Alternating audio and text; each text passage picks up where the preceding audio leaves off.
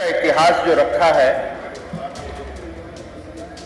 तो मेरे ख्याल से आज इस सदन को भी समझना होगा कि तुगलकी फरमान और भूमाफिया और विकास में क्या अंतर होता है। ये लोग अंग्रेजों के जमाने से फैमिलीज रह रही हैं और भी बहुत पुराने पुराने लोग रह रहे हैं, और ये लोग कोई बड़े सेठ नहीं हैं। ये लोग इतने बड़े सेठ नहीं है कि ये लोग आप उनको हटा देंगे। एक तरफ हम लोग प्रधानमंत्री आवास योजना से लोगों को आवास दे रहे हैं, दूसरी तरफ हम लोग हजारों की तादाद में फैमिलीज को कह रहे हैं गेट आउट।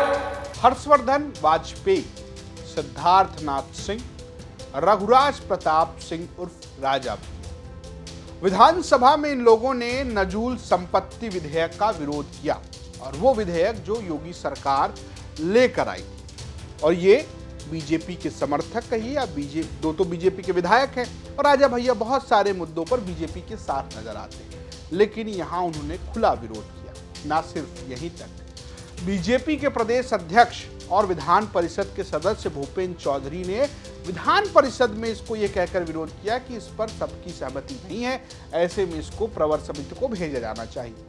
मतलब योगी सरकार के एक विधेयक के खिलाफ उनके पार्टी के बड़े बड़े नेता खड़े, और सवाल ये है कि आखिर ऐसा हो क्यों रहा। बड़ी सारी चर्चाएं हैं। चर्चा इसमें एक और है कि क्या नजूल संपत्ति विधेयक है, यानी कि ऐसा विधेयक ही क्या है जिस पर इतना विवाद है। पहले बात करते हैं नजूल संपत्ति होती क्या है। दरअसल बहुत सारी ऐसी संपत्ति होती है जिसका कोई वारिस नहीं होता, जिसका कोई माई बाप नहीं होता, कोई उसका मालिक नहीं होता।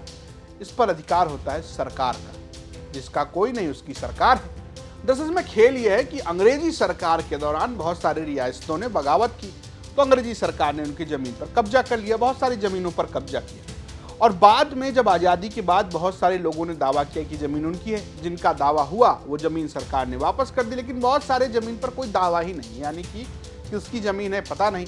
ये सारी ज़मीन पर अधिकार है राज्य सरकार का, और इसे कहा जाता है नजूल संपत्ति। इस संपत्ति को सरकार लीज पर देती है, लीज पर, और बहुत कम पैसों पर देती है। अब विधेयक में सरकार ये चाह रही है कि इन संपत्ति में जो लीज पर ज़मीनें दी गई हैं उनको वापस लिया जाए, क्योंकि इन पर अवैध कब्जे हो गए, ऐसा सरकार का मानना है।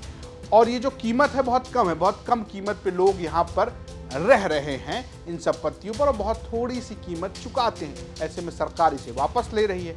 अब इसका विरोध खुद सरकार के लोग कर रहे हैं। लोगों का ये कहना है कि भाई इस संपत्ति पे बहुत सारे ऐसे लोग हैं जो बहुत गरीब तबके से आते हैं, उनका है, उनको नजूल संपत्ति पर बसाया गया। ऐसे में अगर उनसे घर छीना जाएगा तो ये अच्छा नहीं होगा। जरा सुनिए हर्षवर्धन वाजपेयी और सिद्धार्थनाथ सिंह को, जो इसका विरोध कर रहे हैं। का इतिहास जो रखा है, तो मेरे ख्याल से आज इस सदन को भी समझना होगा कि तुगलकी फरमान और भूमाफिया और विकास में क्या अंतर होता है। इतने दिनों के विधानसभा के कार्यकाल में जब भी विधेयक आते हैं तो सत्ता पक्ष एकमत होता है और विपक्ष उसके विरोध में होता है। मैं सिद्धार्थनाथ जी और हर्ष जी को भी आभार व्यक्त, इन्होंने सही तस्वीर रखी है। ये अपनी पार्टी के हित के विषय में सोच रहे हैं। ये लोग अंग्रेजों के जमाने से फैमिलीज रह रही हैं और भी बहुत पुराने पुराने लोग रह रहे हैं, और ये लोग कोई बड़े सेठ नहीं हैं। ये लोग इतने बड़े सेठ नहीं है कि ये लोग आप उनको हटा देंगे।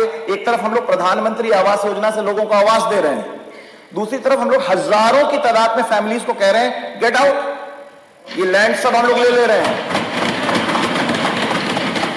ये कहीं से ये न्याय संगत नहीं है। और इस विधेयक को विधान परिषद में भी लटकाया गया, क्योंकि भूपेंद्र चौधरी ने इसे प्रवर समिति पर भेजने की बात कही, और विधान परिषद के अध्यक्ष जो स्पीकर हैं, उन्होंने जब इस पर सर्वसम्मति मांगी तो सबने हाँ कहा, और ध्वनिमत से ये प्रवर समिति को भेज दिया गया, यानी कि विधेयक लटक गया। ये विधानसभा में शोरगुल में तो पास हो गया था, लेकिन विधान परिषद में लटक गया। अब इसको थोड़ी और सी सियासत के साथ जोड़कर देखा जा रहा है। आप समझ ही रहे होंगे कि कैसी सियासत उत्तर प्रदेश में गोलबंदी के साथ देखी जा रही है। फिलहाल ये बात रही नजूल संपत्ति और इसके विधेयक की।